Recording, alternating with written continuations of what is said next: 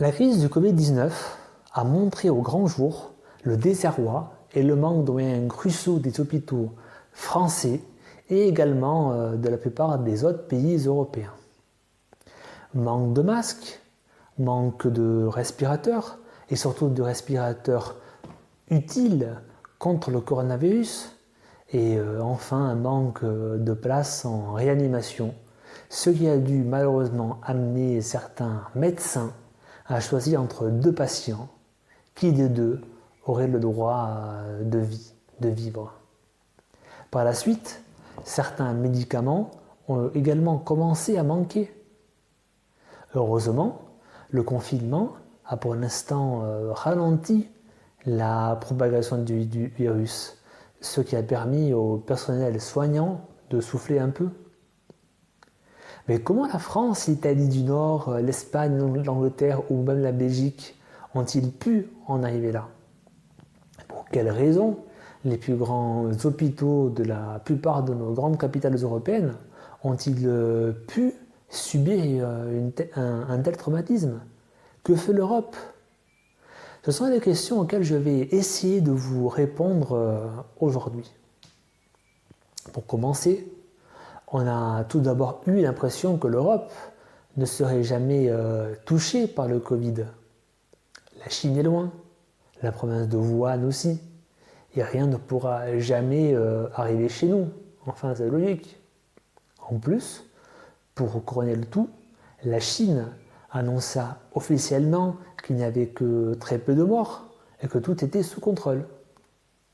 Puis, quelques temps plus tard, l'Italie est officiellement touchée. Là, bizarrement, rien ne change en France. Certains ministres, même journalistes, médecins, invités dans les différents médias, nous expliquent alors que, comme d'habitude, l'Italie, la mauvaise élève de l'Europe, avec l'Espagne, d'après ces messieurs dames, aurait mal géré l'apparition de quelques cas de grippette, ce qui aurait déclenché des foyers de maladie. Bien sûr, la grippe en France, toujours pour ces experts de la première heure, n'arrivera jamais, car nous avons un remède incroyable, le même qu'en 1986 avec Tchernobyl. Dire que tout va bien et qu'un peu de chance, tout passera, comme une lettre à la poste. Tout un programme, n'est-ce pas? Mais quelques jours plus tard, patatras. Le Covid fait des siennes en France. Et là, c'est plutôt tout va très bien, mais madame la marquise. Tout juste après être allé voter, ça y est, le président prend la parole. Mes chers compatriotes, nous sommes en guerre. Le mot est lâché. Quelques jours plus tard, c'est au tour de l'Angleterre, avec le Premier ministre Johnson, qui se retrouve à l'hôpital. Et aujourd'hui, les Anglais, tout comme nous alors qu'ils ont commencé leur confinement bien après nous, se retrouvent dans la même situation dramatique. Pour quelles raisons sommes-nous en risque d'une pénurie de médicaments en France? Pour commencer, je vais vous lire un article paru il y a 9 ans dans l'usine Santé qui nous parle de la provenance et aussi de la qualité de certains médicaments. Fabriqués en Chine, en Inde et au Brésil. Sur les 20% restants, 30 à 40% viennent en France. Le reste venant principalement des autres pays européens. Une situation qui a inquiété au point de pousser l'Académie nationale de pharmacie et les industriels fournisseurs de matières premières de médicaments à tirer le signal d'alarme. Pourtant, les laboratoires français faisaient plutôt figure de bons élèves.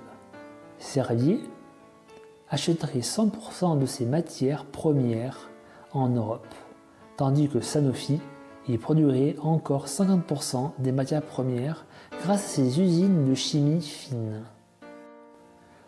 Mais ils auraient tendance à suivre la tendance amorcée par les laboratoires anglo-saxons. Sous-traiter la fabrication des principes actifs pour ne garder que la mise en forme galénique qui donnera au médicament sa forme définitive. La raison?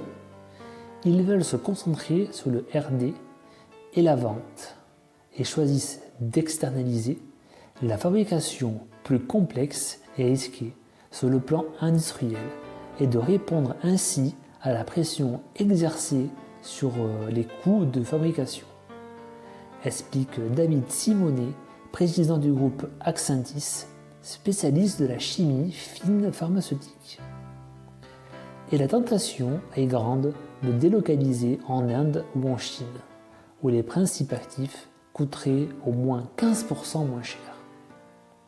Des problèmes de qualité et d'approvisionnement. Mais les acteurs français s'inquiètent, car cet éclatement de la chaîne de production rend difficile le suivi de la fabrication des matières premières par les laboratoires pharmaceutiques ou les autorités sanitaires. Il pose surtout des problèmes de qualité. Ainsi, sur 20 sites s'étant vus refuser ou retirer par l'Europe leur certificat de bonne pratique de fabrication, 75% seraient des fournisseurs indiens ou chinois. Il pose aussi des problèmes d'approvisionnement. Au premier semestre, l'autorité française du médicament, AFSSAPS, a alerté sur 31 risques ou ruptures de stock contre 4 en un an auparavant et 2 au premier semestre 2009.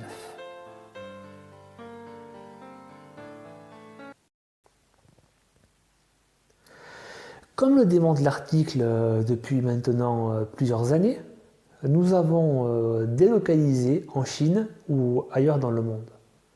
Pas simplement nos entreprises de textile, mais aussi, le plus important, notre santé. Parmi mes innombrables vies que j'ai vécues jusqu'à présent, il y a eu une parenthèse assez longue de ma vie où j'ai travaillé en pharmacie. J'ai vu au fil des années la pénurie de certains médicaments s'accroître, parfois pendant plusieurs jours. Nous ne pouvions même pas mettre la main dessus, car ces médicaments manquaient, on ne sait pour quelle raison. Les gens râlaient et s'en prenaient à nous, mais les causes arrivaient de bien plus haut et de bien plus loin. Il y a aussi les médicaments génériques, qui pour certains patients sont identiques aux originaux et qui en plus de ça coûtent moins cher à la sécurité sociale, chose qui est vraie, soit dit en passant. Par contre, pour d'autres, le générique n'est pas à la hauteur, il serait même dangereux. Qui a raison, qui a tort, nul ne peut le dire, car les effets des médicaments sont différents d'un patient à un autre. Il y a aussi les médicaments dits homéopathiques, qui pour certains sont miraculeux et pour d'autres sont simplement de la poudre de perlimpinpin, comme dirait l'autre.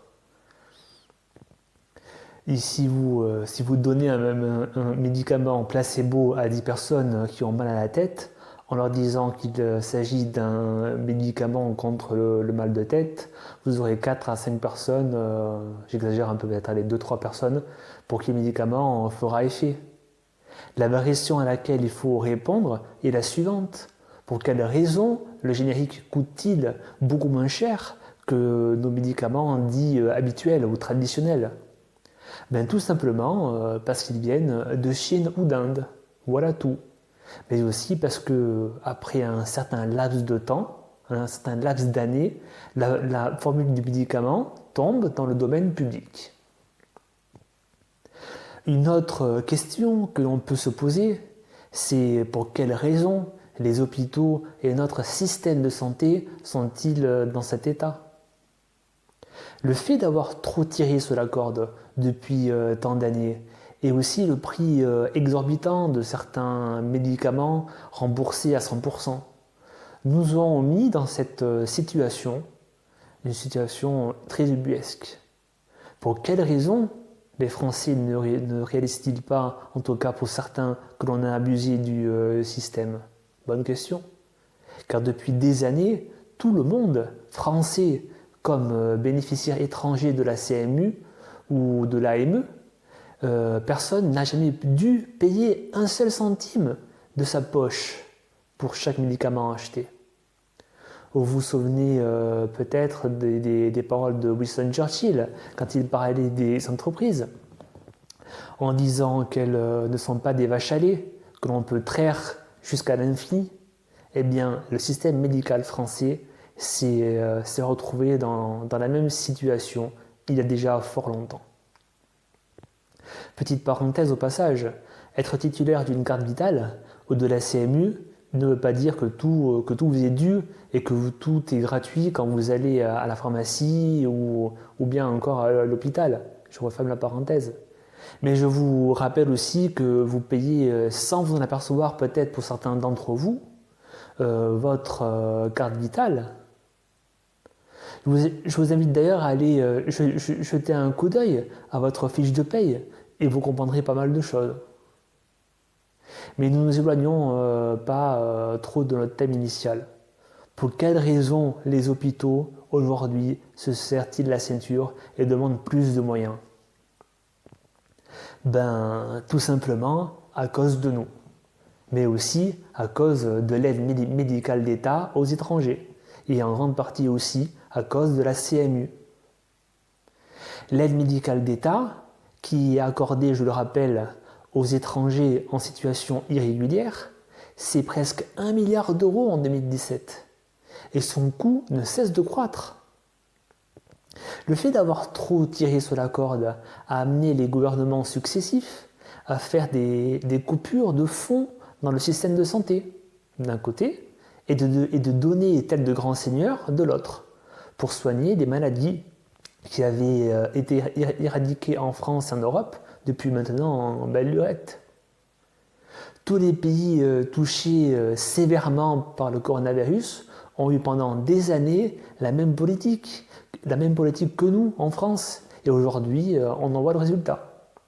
La CMU, quant à elle, c'est plus de 2 milliards d'euros.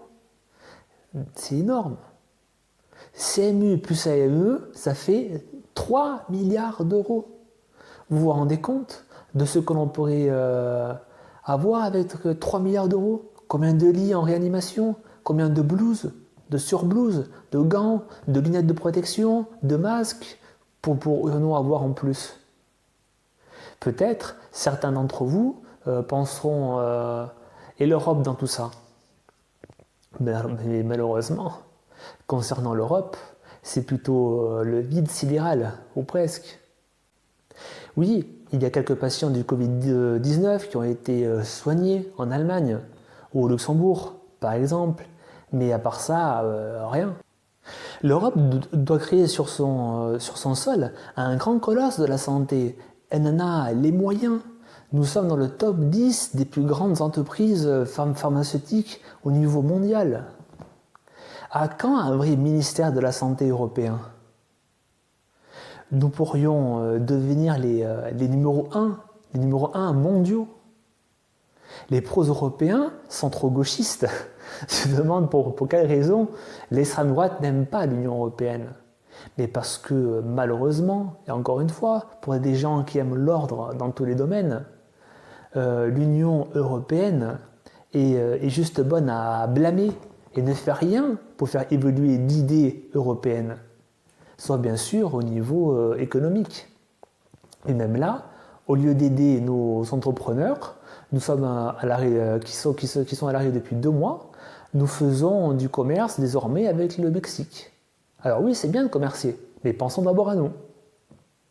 On ne comprend vraiment pas la logique. Il y aurait encore tellement de choses à vous dire à ce sujet, mais je ne peux pas faire durer la vidéo trop longtemps. J'y reviendrai donc dans une prochaine vidéo.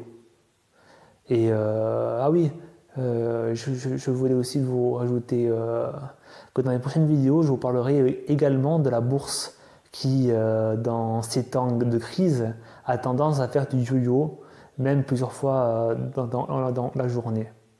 Il y a différentes raisons à cela, mais la leçon qu'il faudra en tirer, c'est que quand même en temps de crise, on peut gagner de l'argent, même à notre humble niveau.